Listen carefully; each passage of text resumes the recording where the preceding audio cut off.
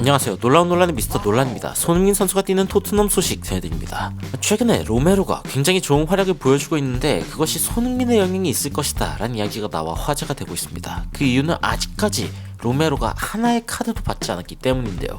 도대체 이게 왜 놀라운 일인지 놀라운 논란에서 바로 들어가 보시죠.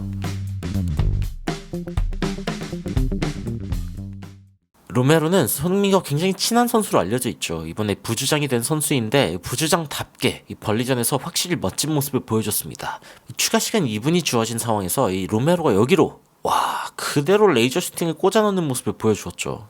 왼쪽 상단으로 꽂아 넣었는데 이 슈팅이 굉장히 인상적이었습니다. 토트넘이 1대1로 비기고 있던 상황, 로메로가 역전골을 만들어낸 것인데요. 그런데 토트넘 팬들이 이번 시즌 로메로에게 굉장히 놀라고 있는 부분은 이런 공격적인 모습뿐만이 아니라 사실은 이 수비에 대한 부분입니다. 특히 굉장히 거칠기로 소문난 로메로가 지금까지 카드가 한 장도 없다. 그 이유가 무엇인지에 대해서 이 토트넘 팬들이 토론을 하기에 이르렀는데요. 그 중에 하나는 당연히 손흥민의 어떤 리더십이 있겠죠.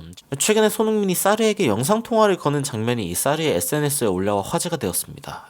인터내셔널 브레이크 A매치 기간임에도 불구하고 이 손흥민 선수가 사르에게 직접 영상통화를 건 장면인데요. 이거를 또 다른 폰으로 찍고 있는 사르는 굉장히 기분이 좋았나봐요. 주장이 이렇게 연락도 해주다니 하면서 토트넘 팬들은 야 역시 리더다. 리더 손흥민이다. 이제 이야기가 나오고 손흥민은 항상 새로운 선수들에게 뭔가 이렇게 환영을 담당하는 그런 느낌이었고 사르에게도 당연히 뭔가 좀 책임감을 느끼는 것 같다라는 이제 이야기가 이제 팬들 사이에서 나왔는데 손흥민의 이런 유한 리더십의 어떤 모습이 서구권에 굉장한 주목을 받고 있죠. 이거 보니까 왠지 잠에서 깨는 지 얼마 안 된 손흥민의 모습 같은데 여하튼 로메로가 이번 시즌에 카드도 없고 파울도 별로 없다. 왜 그런 거 같냐 라고 이제 이야기를 하고 있습니다.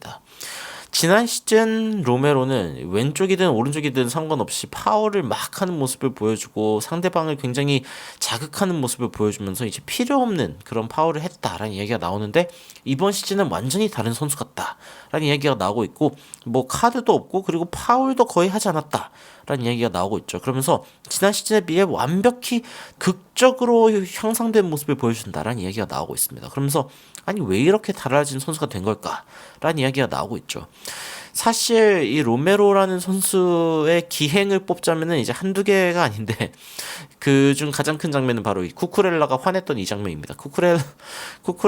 마크 쿠쿠렐라의 머리를 잡아가지고 챘던 이 첼시의 장면은 로메로의 대표적인 기행 중 하나로 이제 손꼽히고 이 심판이 이제 나중에 인정했죠. 이거 오심이었다.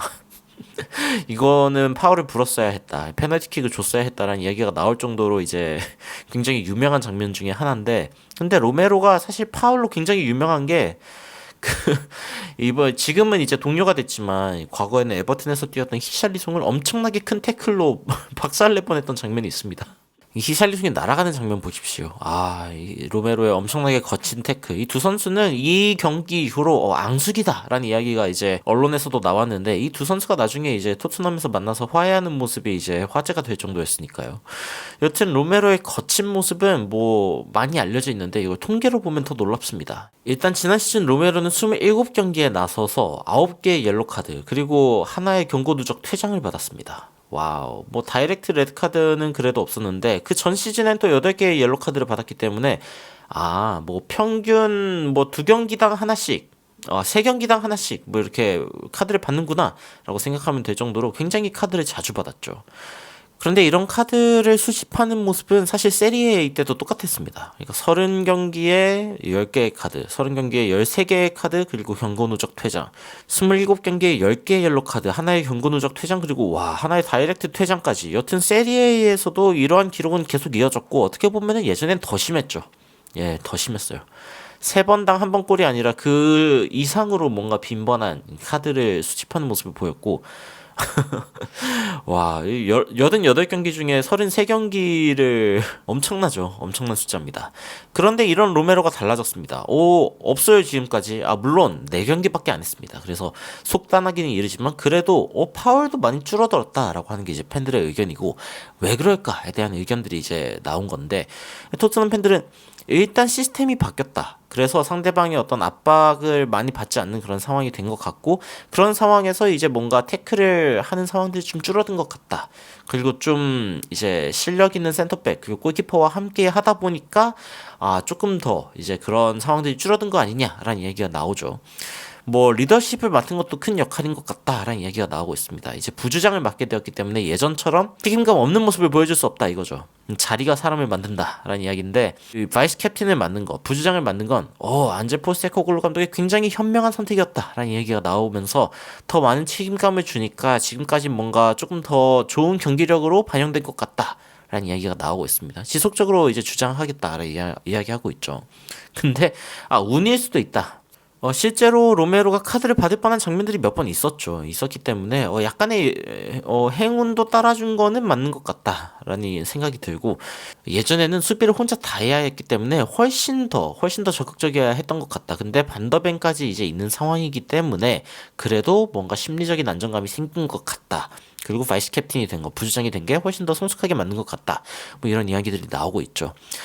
실제로 이제 토트넘은 비카리오 그리고 반더벤이 들어왔는데 이게 로메로에게 영향을 당연히 미치죠. 당연히 미치는데 그 이유는 일단 빌드업을 하는 상황들에서 뭔가 뺏기게 되거나 뭔가 긴급한 상황이 됐을 때 로메로는 더더욱 그런 태클을 날리는 걸 주저하지 않는 선수죠. 근데 일단 빌드업 실패 확률이 좀 줄었습니다.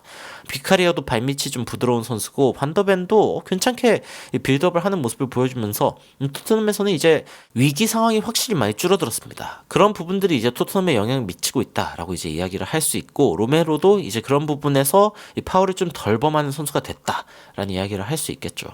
그리고 뭐 기본적으로 공 소유를 더 많이 하고 있는 상황이기 때문에 뭐 한편은 이렇게 얘기하죠. 우리가 공을 더 가지고 있을 때 센터백은 파울을 덜 한다. 누가 알았겠냐.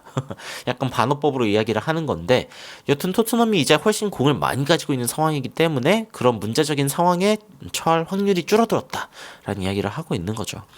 근데 또 많은 팬들은 이제 손흥민과 이제 로메로의 어떤 그런 관계, 그리고 이 두 선수가 동시에 주장 부주장이 된 것이 또 한 몫을 하고 있다라는 이야기를 합니다. 실제로 예전에 이제 그 히샬리송과 손흥민은 이제 뭔가 이렇게 머리를 쓰다듬어주는 모습인데, 로메로와 손흥민은 이렇게 머리를 잡아당기는 모습이다라고 하는데, 로메로가 이거에 대해서 이제 답장을 했죠. 난 손흥민을 엄청 좋아해서 그렇다.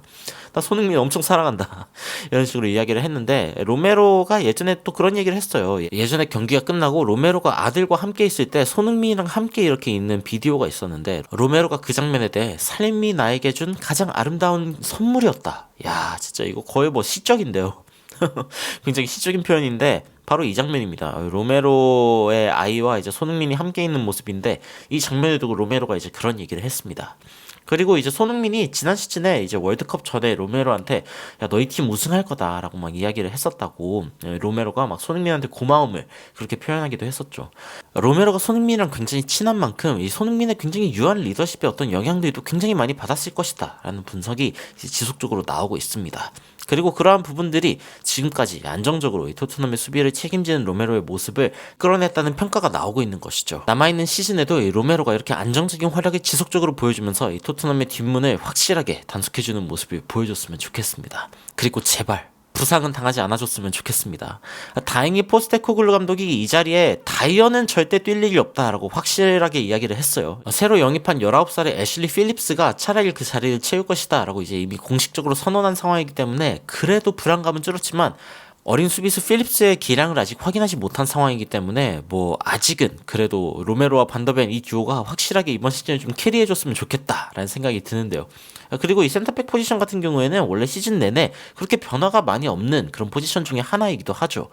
손흥민과 로메로 모두 이번 시즌 최고의 모습을 보여주기를 기대하면서 영상 마치도록 하겠습니다. 여러분들의 의견 댓글로 달아주시면 더욱 흥미로운 소식으로 찾아뵙도록 하겠습니다. 이상 놀라운 논란 미스터 논란이었습니다. 시청해주셔서 감사합니다.